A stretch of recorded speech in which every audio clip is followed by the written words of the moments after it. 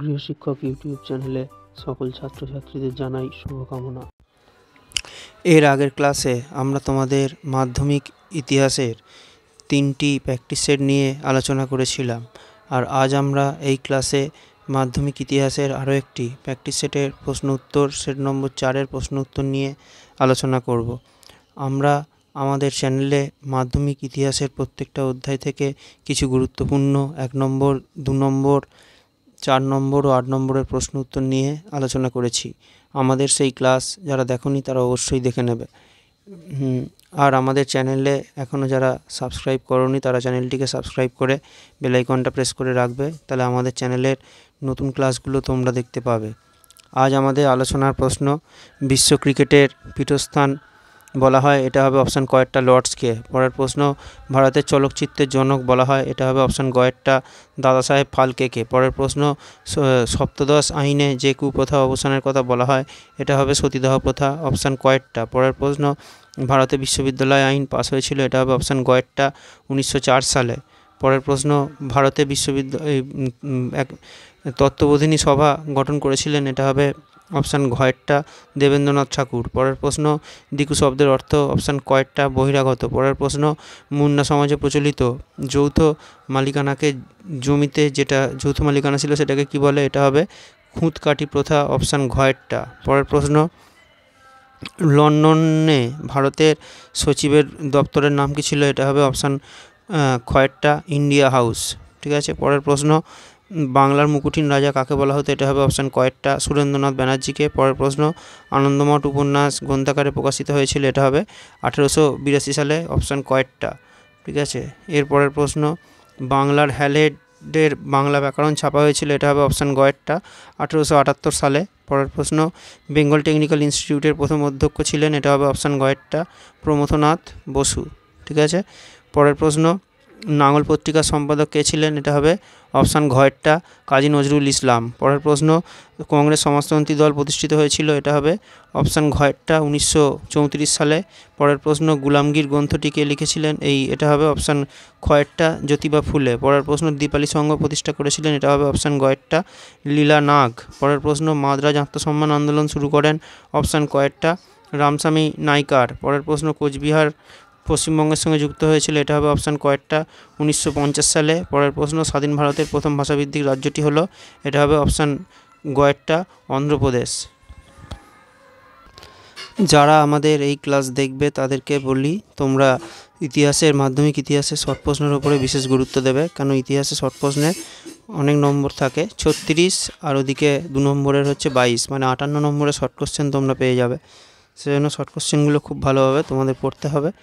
আর আরও একটা কথা সেটা বলতেই হবে, সেটা হচ্ছে যে যারা এখন ইতিহাস পড়ছো তারা কিন্তু নতুন অধ্যায় যেমন পড়বে, সেই সাথে সাথে তোমরা পুরনো অধ্যায়, মানে তোমরা তোমাদের স্কুলের ফার্স্ট সামেটিভে যে অধ্যায়গুলো পড়েছিলে সেই অধ্যায়গুলো তোমরা অবশ্যই আরেকবার করে পড়ে রাখবে, তাহলে কিন্তু তোমরা তবেই ইতিহাস বইটাকে তোমরা গোটাটা ভালোভাবে তৈরি করতে পারবে। ঠিক আছে। কারণ ইতিহাসে অনেক কিছু পড়তে হবে তোমাদের। ঠিক আছে। ভালোভাবে যদি তোমরা তৈরি করতে পারো তাহলেই কিন্তু তোমরা ভালোভাবে পরীক্ষাটা দিতে পারবে। ঠিক আছে। আচ্ছা, এরপর আমরা এসিকিউর প্রশ্ন উত্তরগুলো নিয়ে আলোচনা করব। ঠিক আছে। প্রথম প্রশ্ন যেটা আছে, যে রসগোল্লাকে আবিষ্কার করেছিলেন, এটা হবে হারাধন ময়রা। পরের প্রশ্ন, জনশিক্ষা কমিটির সম্পাদক কে ছিলেন, এটা হবে উইলসন। ঠিক আছে। আর এর পরের প্রশ্নটা, ভারতের প্রথম রাজনৈতিক সভা কোনটি, এটা হবে বঙ্গভাষা প্রকাশিকা সভা। আর পরের প্রশ্ন, বিজলীয় সত্যাগ্রহকে কোথায় হয়েছিল, এটা হবে রাজস্থান। ঠিক আছে। ইতিহাসে যারা ভয় পাও তারা যদি এই ক্লাসগুলো ভালোভাবে দেখো এবং এই বিষয়গুলো ভালোভাবে তৈরি করো, তাহলে কিন্তু তোমরা অবশ্যই ভালো নম্বর পাবে, এটুকু আমরা বলতেই পারি। ঠিক আছে। পরের প্রশ্ন, প্রথম বিধবা বিবাহ শুরু করেন শীষচন্দ্র বিদ্যারত্ন, এটা ঠিক।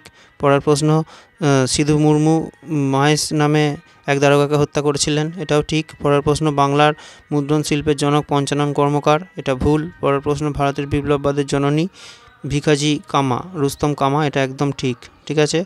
এরপর ঠিক ভুলের যে প্রশ্নগুলো আছে, সোমপ্রকাশ পত্রিকা, এটা কি হবে, এটা হবে 3টা দ্বারকানাথ বিদ্যাভূষণ। পরের প্রশ্ন, নীল কমিশন হয়ে যাবে আমাদের জেপি গ্র্যান্ট। পরের প্রশ্ন, বেঙ্গল গেজেট হয়ে যাবে আমাদের প্রথমেরটা জেমস অগাস্টাস হিকি।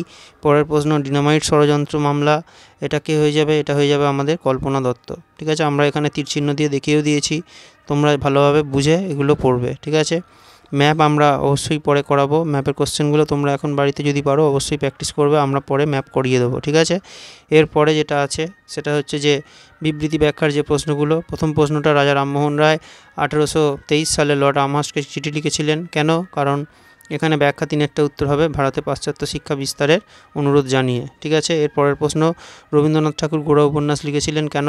কারণ তিনি সংকীর্ণ জাতীয়তাবাদের সমালোচনা করার উদ্দেশ্যে তিনি কিন্তু গোড়া উপন্যাস লিখেছিলেন। ঠিক আছে, পরের প্রশ্ন, ব্রিটিশ সরকার 1929 সালে মিরাট ষড়যন্ত্র মামলা শুরু করেছিল কেন? কারণ কি? এর উদ্দেশ্য ছিল দেশব্যাপী সাম্যবাদের কার্যকলাপকে দমন করা। অপশান 3-টা, ব্যাখ্যা 3-টা। ঠিক আছে, এরপরে সরলা দেবী চৌধুরানী লক্ষ্মীর ভাণ্ডার কেন প্রতিষ্ঠা করেছিলেন? কারণ কি? কারণ স্বদেশি পণ্য বিক্রি, মানে আমাদের দেশের তৈরি যেসব জিনিস সেটা বিক্রি করার জন্য। ঠিক আছে, অপশান 3-টা হবে। আচ্ছা, আর এরপর আমরা 2 নম্বরের প্রশ্নগুলো দেখব। ঠিক আছে, 2 নম্বরের প্রশ্ন যেগুলো আছে, যে পরিবেশ ইতিহাসের গুরুত্ব কী, তারপরে ভারতের জাতীয়তাবাদের ইতিহাসে 1911 সাল গুরুত্বপূর্ণ কেন, মধুসূদন গুপ্ত কে ছিলেন, নববিধান কী, ঔপনিবেশিকরণ আইন প্রবর্তনের উদ্দেশ্য কী, তিতুমির কেন স্মরণীয়, ব্যঙ্গচিত্র কেন আঁকা হয়, মহারানী ঘোষণাপত্রে 1858 সালের উদ্দেশ্য কী ছিল। তাহলে এই যে প্রথম 8টা প্রশ্ন যে আমরা দেখলাম, এই 8টা প্রশ্নই আমরা আমাদের চ্যানেলে আগে আলোচনা করেছি। তোমরা যারা আমাদের সেই ক্লাসগুলো দেখোনি তারা আমাদের চ্যানেলের প্লেলিস্টে গিয়ে তোমরা প্রত্যেকটা প্রশ্নের উত্তর খুব ভালোভাবে পেয়ে যাবে। ঠিক আছে, আচ্ছা, এর পরের প্রশ্ন যেগুলো আছে, বিদ্যাসাগর ষাট বলতে কী বোঝায়, এটা 5 নম্বর অধ্যায়ের প্রশ্ন। তারপরে বাংলার মুদ্রণ ইতিহাসে পটতলা প্রকাশনার গুরুত্ব, এটাও 5 নম্বর অধ্যায়ের। তারপর মাদারিপাসি কে ছিলেন, নিখিল ভারত ট্রেড ইউনিয়ন কংগ্রেসের উদ্দেশ্য কী ছিল, এই দুটো 6 নম্বর অধ্যায়ের। তারপর দলিত কাদের বলা হতো, এটা 7 নম্বর। অ্যান্টি সার্কুলার সোসাইটি কেন প্রতিষ্ঠা হয়েছিল, এটাও 7 নম্বর অধ্যায়ের। আর 1950 সালে নেহেরু লিয়াকত চুক্তি, এটা। আর পত্তি শ্রীরামালু কে ছিলেন। তাহলে এখানেও কিন্তু আমরা যা দেখতে পাচ্ছি, মানে আমরা আমাদের চ্যানেলে কিন্তু এই বাকি যে 16টা প্রশ্ন, এর মধ্যে তোমাদের 11টা লিখতে হবে, আমরা কিন্তু 16টাই করিয়ে দিয়েছি। ঠিক আছে, আমাদের সেই ক্লাসগুলো তোমরা অবশ্যই দেখে নেবে, এবং সেখানে আমরা প্রত্যেকটা প্রশ্নকে খুব সুন্দরভাবে বুঝিয়ে দিয়েছিলাম, যাতে তোমরা খুব সহজেই প্রশ্নের উত্তরগুলো বুঝে যেতে পারবে এবং পরীক্ষাতেও তোমরা লিখতে পারবে। কেন 2 নম্বরের প্রশ্ন 2-3টে বাক্যে উত্তর লিখতে হবে, তাহলে তোমরা যদি বুঝে যেতে পারো তাহলে কিন্তু 2-3টে বাক্য লেখা কোনো তোমাদের কাছে খুব সহজ হয়ে যাবে। ঠিক আছে, ঠিক আছে, পরের ক্লাসে আমরা তোমাদের আরও একটা প্র্যাকটিস সেটের প্রশ্ন উত্তর নিয়ে আলোচনা করব।